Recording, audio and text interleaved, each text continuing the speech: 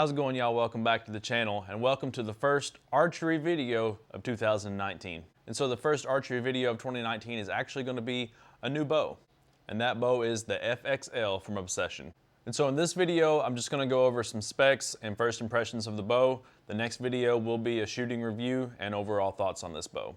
The FXL is a pretty large bow. I think that it's going to be meant for like the 3D archer, possibly a Western hunter. I mean, you could use this for any kind of bow hunting, but it is a longer bow. It's going to be 34.5 inches axle to axle. The brace height of this bow is 6.5 inches, and the IBO speeds are 350 feet per second. Now, if you know much about Obsession, you know that they're probably one of the most customizable bows of any manufacturer out there. They really give you a lot of options, and the FXL is no different. They give you so many different color options.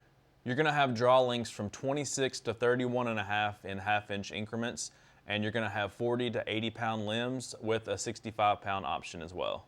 As far as color options, there is about 16 different patterns plus the target options for the riser. The limbs, you have about 12 to 16 colors. I mean, you got 3 or 4 different veils. I think Cryptic, the Patriot with the American flag and stuff, Real Tree, Mossy Oak. I mean, just about anything that you want to put on this. Last Leaf, I think they still have 3 or 4 options for that. There's a ton of different options, so you should be able to build a bow that you really like. Now, this one in particular is the Desert Tan riser with the Mossy Oak Bottomlands limbs. Bottomlands to me is a cool looking pattern.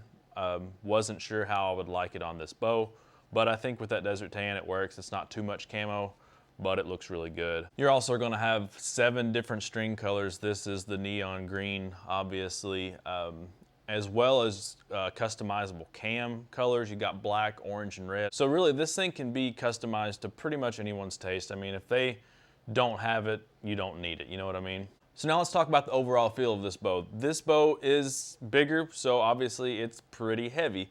A little heavier than I like. It's 4.6 pounds.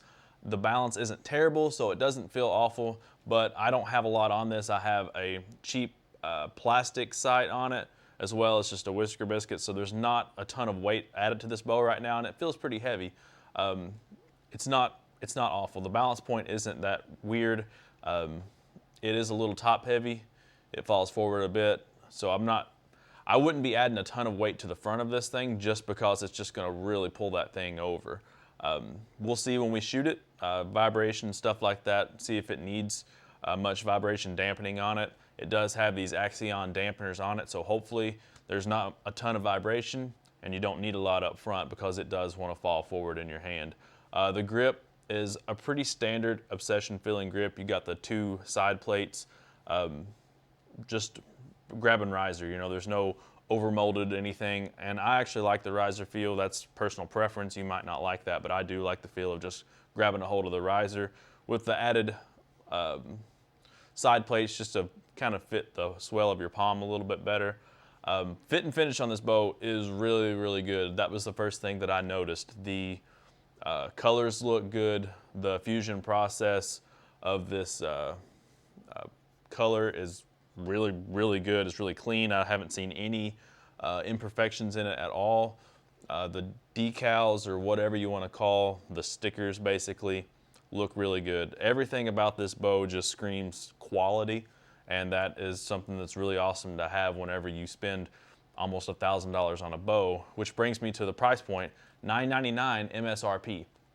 That's pretty standard for a flagship model bow. That's about where everyone's at, with the exception of Hoyt, but who cares about Hoyt, right?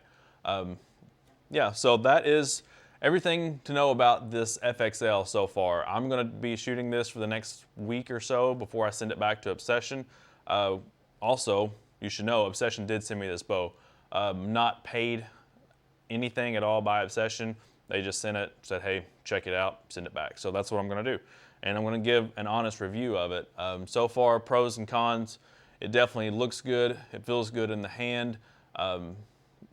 It's just quality made. Cons, it's a little heavy, a little longer than I like, but if you're looking at the FXL, you're looking at a longer bow for a specific purpose. This bow is made for somebody. Might not be made for me, but we'll see if it's made for you. If you like this video, hit like, subscribe to my channel if you haven't already, because there's going to be a lot of archery videos coming up soon. Yeah, this one will be maybe within another week. I should have a shooting video of this, so definitely subscribe if you haven't. Until next time, y'all be safe.